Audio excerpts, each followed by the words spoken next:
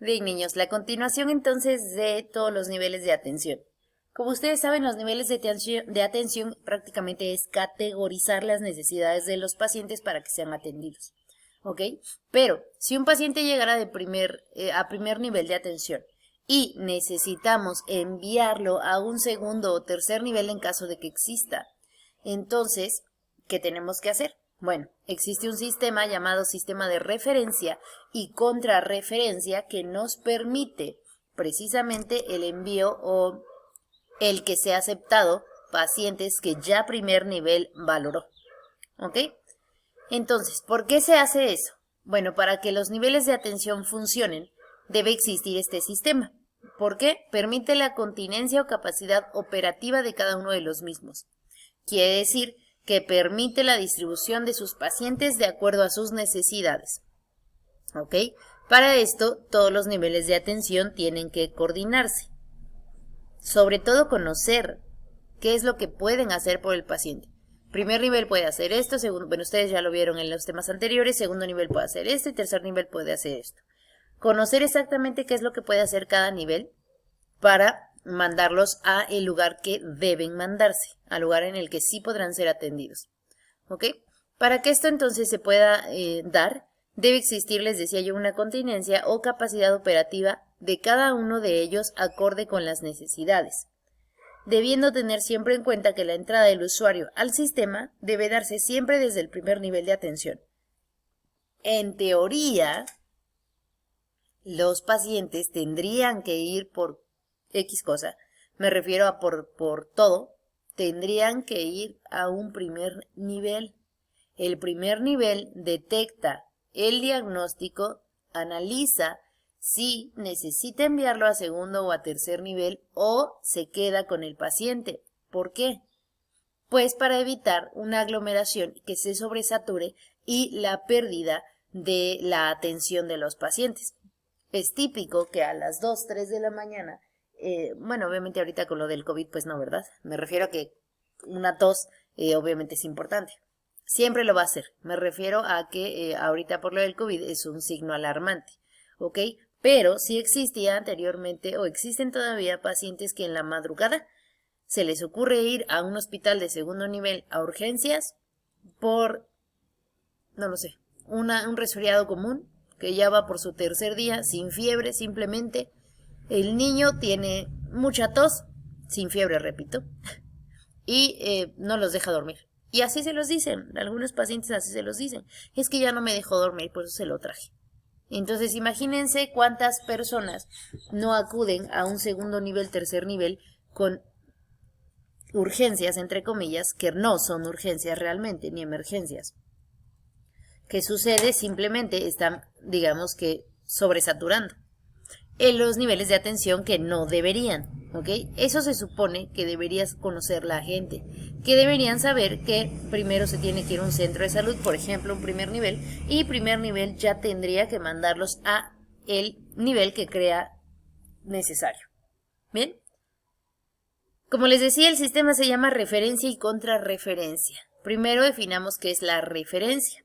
Es un procedimiento administrativo asistencial mediante el cual un establecimiento de salud, de acuerdo al nivel de resolución que le corresponda, transfiere la responsabilidad del cuidado de la salud de un paciente o el procesamiento de una prueba diagnóstica a otro establecimiento de salud de mayor capacidad resolutiva. ¿Qué es esto? Les decía, ¿saben qué? No puedo, yo no hay cirujano aquí, entonces sí necesito que se vaya usted a un tercer nivel. ¿Ok? O, ¿sabe qué? Aquí no tengo las pruebas para ver si su TCE va a tener repercusiones, no tengo tomógrafo, no tengo radiología, entonces váyase a un segundo nivel. ¿Ok? A eso se refiere. ¿Por qué es un procedimiento administrativo asistencial? Porque existen hojas de referencia y contrarreferencia. No van a ir nada más porque tú les dijiste, necesitan una prueba de que ya fueron atendidos a primer nivel y que no se pudo resolver en primer nivel y necesitan ir a un segundo nivel. Repito, ya sea estudios o a ser atendidos. La contrarreferencia es el procedimiento, también administrativo asistencial, mediante el cual el establecimiento de salud de referencia, una vez resuelto el problema de salud, devuelve la responsabilidad del cuidado de salud de un paciente o el resultado de una prueba diagnóstica al establecimiento de salud referente de menor complejidad para su control y seguimiento necesario. Por ejemplo, es un paciente que se cayó y probablemente tenga una fractura, o más bien, tenga una, bueno, si tiene fractura sería mejor ser atendido por traumatología, pero en caso de que se pueda y se sepa, pues un médico general también, ¿no? También lo puede, siempre y cuando no sea una fractura simple, siempre y cuando esté bien consciente de poner yesos, ¿ok? Pero bueno, en dado caso, por ejemplo, que un paciente haya tenido una caída, entonces obviamente en un centro de salud no hay radiología. Lo mandan con su hoja de referencia y su solicitud de radiología, de rayos X.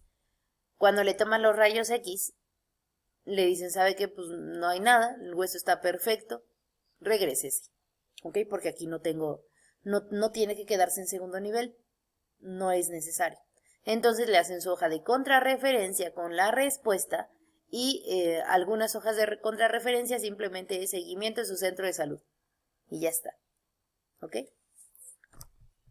Es la respuesta que le da el otro nivel de salud, el segundo o tercer nivel de salud, a uno de menor grado. O sea que, por ejemplo, segundo puede enviar a tercero con hoja de referencia y de tercero a segundo con hoja de contrarreferencia, una vez que ya vieron al paciente y dejaron o entendieron que no era necesario tenerlo en tercer nivel, por ejemplo, ¿ok?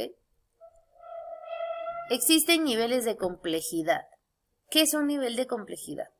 El número de tareas diferenciadas o procedimientos complejos que comprenden la actividad de una unidad asistencial y el grado de desarrollo alcanzado por ella. Cada nivel de atención condiciona el nivel de complejidad que debe tener cada establecimiento.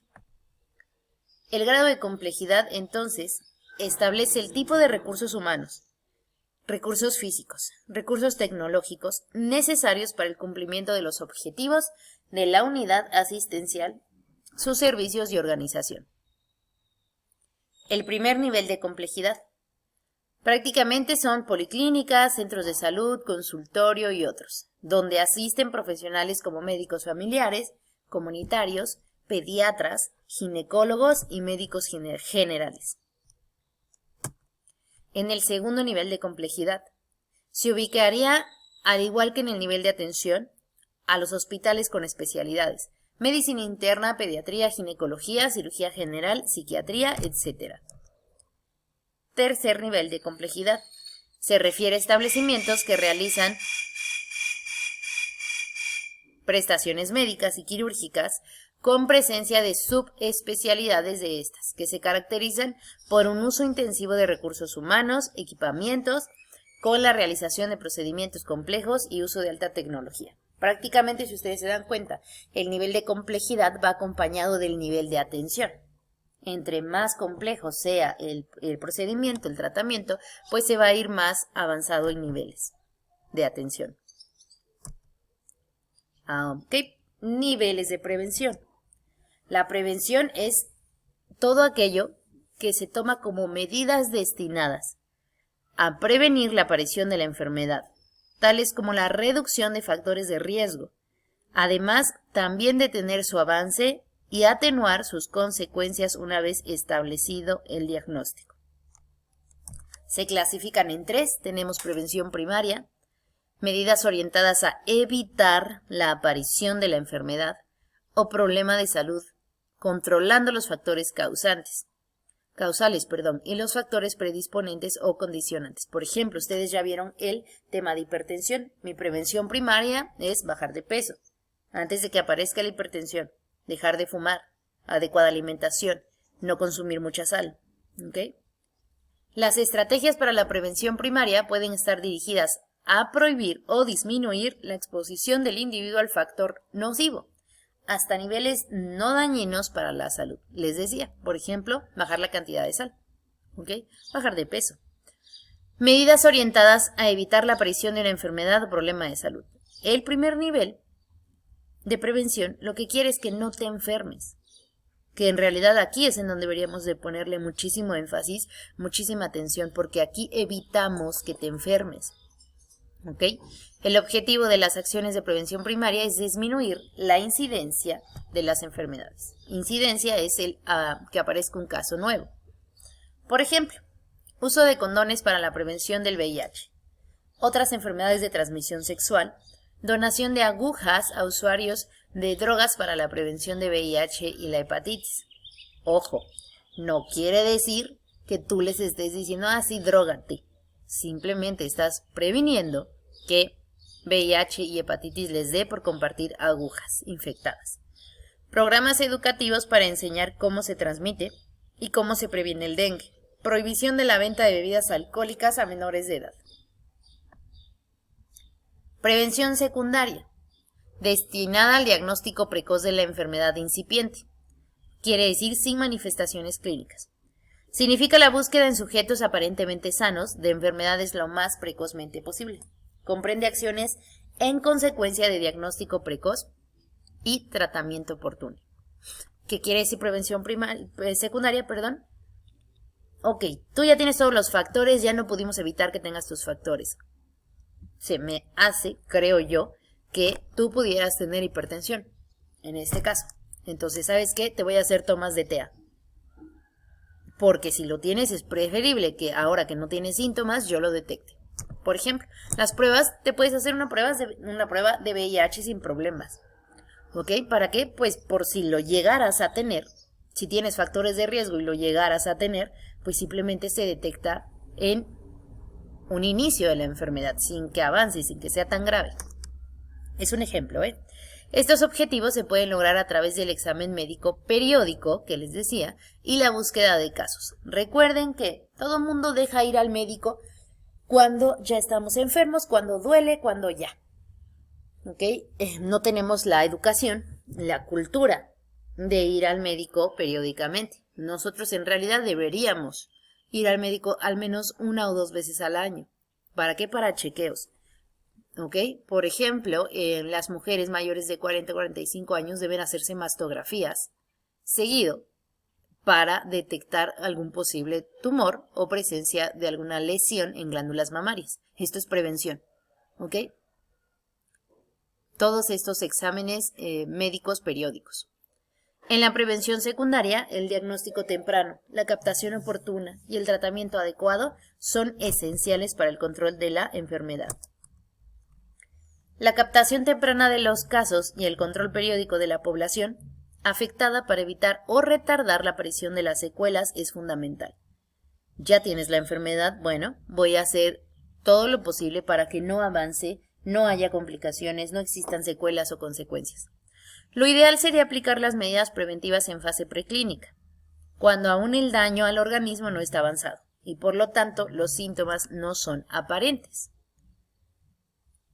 Esto es particularmente importante cuando se trata de enfermedades crónicas. Pretenden reducir la prevalencia de la enfermedad. Ejemplo, justamente el tratamiento de la hipertensión. En sus estadios iniciales, realizando un control periódico y seguimiento del paciente para monitorear la evolución y detectar a tiempo posibles secuelas. Ustedes saben que posibles secuelas es daño a órgano blanco, ¿ok? Por ejemplo, daño a riñón. Si no quiero, obviamente mi prevención primaria era bájale a la sal, baja de peso, no fumes, haz ejercicio. Pero no se dio. Entonces, mi prevención secundaria va a ser, ok, ya tienes la enfermedad, te voy a tratar, vas a bajar de peso, vas a dejar de fumar y vas a dejar de consumir sal. Antes de que tu riñón deje de funcionar.